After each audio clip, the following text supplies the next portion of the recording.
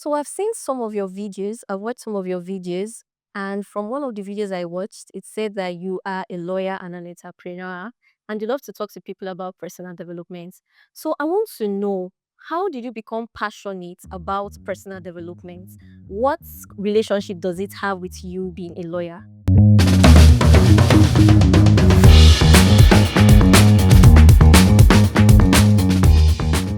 Welcome to InspireAdetunji, and let me introduce Maris to you today. Today, Maris is a guest on the podcast, and like I keep saying, I like to talk to people, interact with people, and like I said, it could be any one of us that might be interested in being a part of this podcast. Come, let's interact and let's talk together and enlighten ourselves. Yes, Maris, to what you just asked. For me, I do not think there's any correlation per se between being a lawyer and being an entrepreneur or someone that loves to talk to people about personal development. I think it's just all about me, the things that I'm passionate about. Somebody said that what we study in school most of the time does not even have relations with what we'll end up being or doing in real life, But I think I'm one of the exceptions to that because for me, while growing up, I wanted to be one thing and one thing alone, and that's being a lawyer.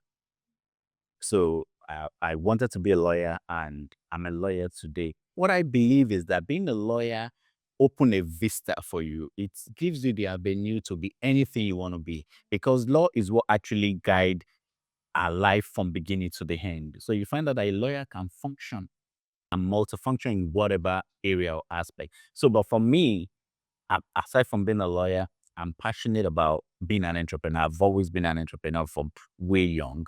So I'm following that. And also personal development. I love to talk to people because I believe that as human, we have so much in us. And that's where the personal development part comes in. So I love to also help people, engage people, and help them to achieve that part of themselves. So I believe that as human, we're multifaceted. We have many parts to ourselves. And all we need to do is develop each and every one of them that are positive and in whatever positive way to impact not just ourselves, but society at large. That really clears a lot of things because it has been on my mind, like, what's the relationship between being a lawyer and I've seen a video Mm. or a post of yours where you made mention of essence. Always talk about someone's essence. Don't be limited to your body. Can you throw more light on it? Okay, so I believe and I think it can be supported, it can be proven that we're spiritual beings. We're not physical beings.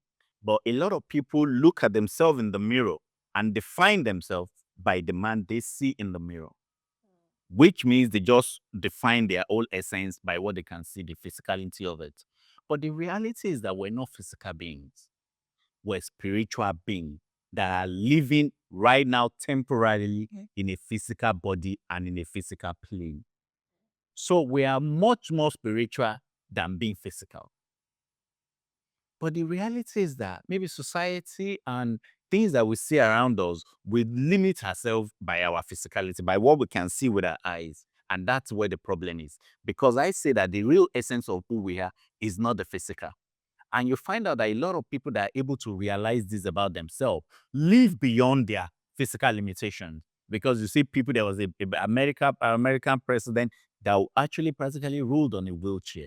Yeah. People that are successful are people that overcome whatever physical limitations that they have because they're able to understand that as long as your mind is intact, as long as you are who you are within you is intact, nothing physical can affect you. So I believe that the whole essence of us is within. It's not what is without. But a lot of us do not explore that to its fullest. A lot of us do not even realize that. And that is what I call the essence of our being.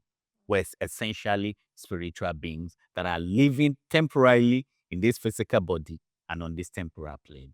So we are in the age of social media. I mean, social media, everybody is on social, almost everyone is on social media.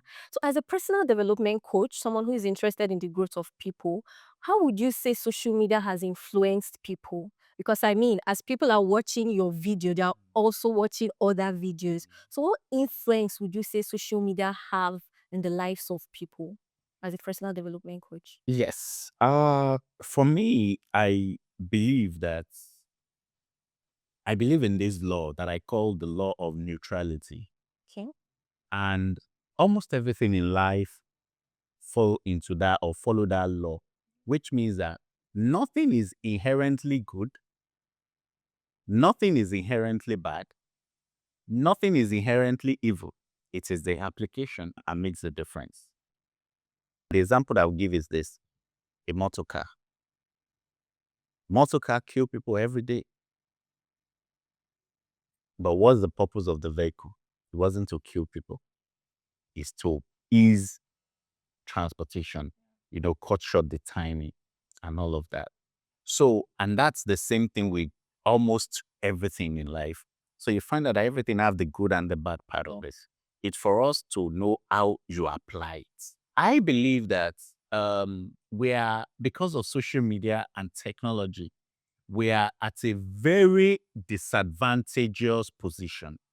It has its advantages, which can also help us. But the reality is that the disadvantages outweigh the advantages because a lot of people do not know where to press pause or where to stop. The biggest distraction that we have today is technology and social media.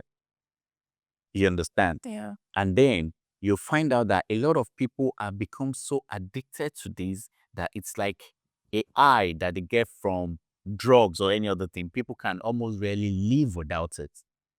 I've talked in one of my posts where I said that we should learn to have quiet time. We need to have, even if it starts with a week and say, I want to have 30 minutes of no technology time. Okay, even if you can't do that, one of the people that I listen to a podcast also said that, of course, we all believe that, okay, we shouldn't be so much on social media. And he said that, Dan Mattel, that's the name of the guy, and he said that he spent like 2 hours every day on TikTok. But do you know what the difference is? The difference is in his feed, and that's what he said. Because the way this thing is programmed is that it follows algorithm. Yeah. That thing that can also be a waste of time can also be a learning time for you. So because of what it follows, the algorithm give him things that is learning from. So that 2 hours is on TikTok, but is learning, it's consuming knowledge. And that's the same thing that I do. So we must learn to be able to create balance and say, okay, even though this thing is there, what do I want to use it for? This is a knife. What do I want to use this knife for? Do I want to use it to stab someone, or I want to use it to cut meat and prepare my meal? So it is the utilization. You can utilize it positively, and the same thing with YouTube, the same thing with Instagram. It follows an algorithm that. So what you keep looking at, it keep giving you more of it Okay. and optimize it for you. So determine that you create that positive network for yourself, and then it can turn it into a learning thing to help develop you the more. That's how I see it. Wow. So you're saying in essence that social media, it's whatever you make out of it. Exactly. You can decide to take the negative part of it or stick to the positive part of it. Wow. Okay, so I also know that so many persons have heard you talking about personal development, and sometimes people feel discouraged like every time personal development. So for someone who really wants to take, their personal life seriously, they want to develop themselves personally, what's the very first step you will give to that person? Say, okay, do this first. Start here. What's that very first step? I think the first thing is the mind. It all starts with the mind because your mind, if you want to do this, are you prepared in your mind? Is your mind there? Because the moment you have the right mind, your mind is prepared for it, your body will be able to follow. Yeah. You cannot say, or your mind is in Enugu and your body is in Lagos, or something like that. Like you must let your mind match what you want. So whatever you want to change, whatever you want to do, it won't happen at once. It will take time. But the very first step is to have that mind. The next thing when you have the mind is definition. Okay. Define what you want. Because what you want might be different. Of course, most of the time will be different from what I want. Is to define what exactly do you want? Okay, you want to develop yourself personally. In what area of your life? Somebody might be obese and say, I don't think this is the right way for me to live. Somebody might be eating unhealthy and then maybe watch the post that I did on healthy living and say, I need to change this. That is a goal. That is the aspect. Or somebody might say, oh, I discovered that I waste a lot of my time. How do I do this? Or somebody might say, oh, the way I'm living like this, if I continue like this in the next 5 years, where will I be? I need to draw back and change. So the first thing is a definition of what do you want? What do I want? So when that person define and say, okay, this is what I want, then you now be able to now set goals around or to back that up. By the time you now set the goal, you define what you want, you now set your goal to back it up, and then you're now putting in the work.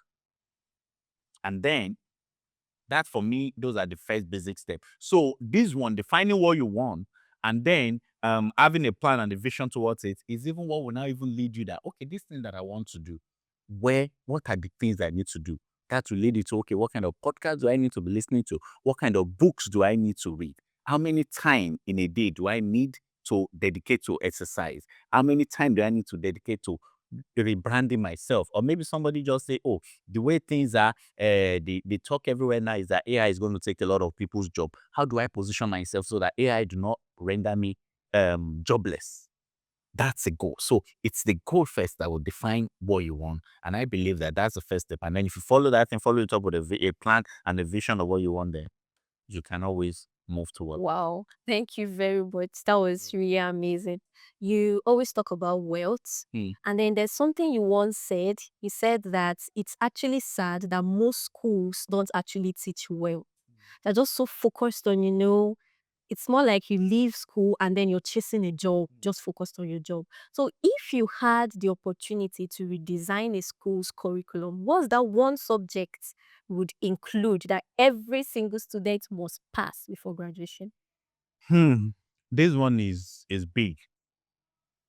I say it's big because it's one of the things that I've been talking about, that I've been researching about, that I've been ruminating about myself.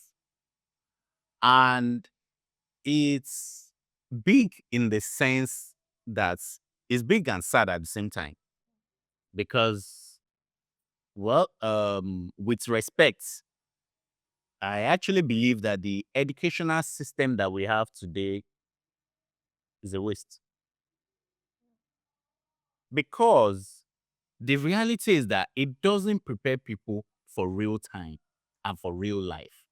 The educational system that we have today has almost no bearing to real life. Exceptions are for some courses. If you study law, Mhm. if you study medicine, or some things are fixed Yeah. in that way that, okay, you learn real things. But you find that even in those ones, there are a lot of courses that you even go through that you study there that does not have any relevance to what you're doing in real life. Even as lawyers, we're told that everything that you learn in school is just theory. By the time you start practicing, it's like that is actually when your real learning starts. Empirically, it has actually been proven that a lot of the things that we are studying in school, by the time you graduate, those things have become outdated because things have evolved beyond them. So, what's the essence of the study that you have learned? That's why you find out that I think there's a need to restructure the whole thing. There are basic things that everybody needs to know, that everybody needs to learn, like how to communicate, maybe mathematics, to have things that the rule don't change, or English language. But beyond that, we need to start teaching people about real life.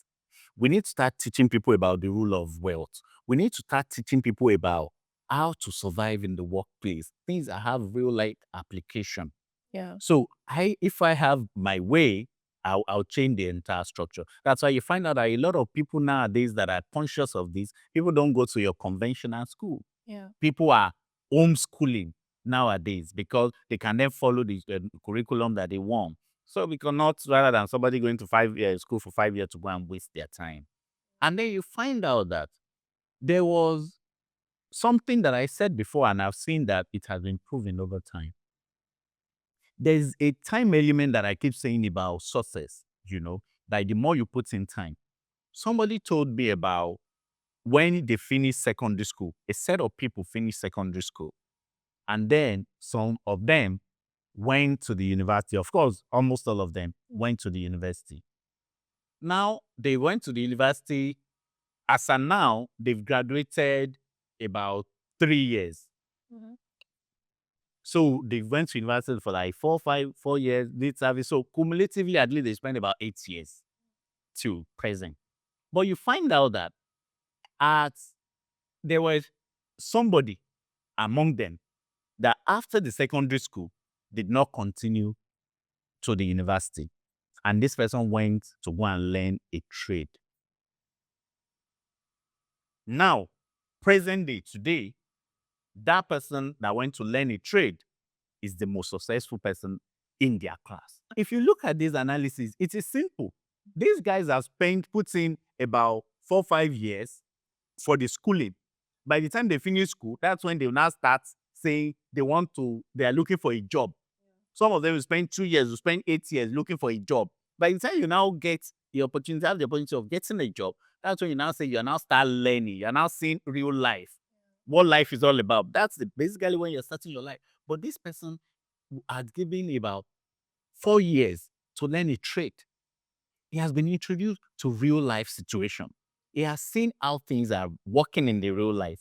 And then this person has gotten freedom. This person is now doing his own thing. This person has been putting in time. So you find out that where that person had been in that 8 years, these his other colleagues in the same period, they are not close to him. Yeah. So that is something that exemplifies this. So, but I say that no matter what life throws at us, the responsibility of our life is in our hands. So it is left for us, whether the system of schooling that we have is still the way it is, but to self-educate ourselves towards what we want in life. That one, it's so open for us and nobody can stop us, and you can do it at your own time.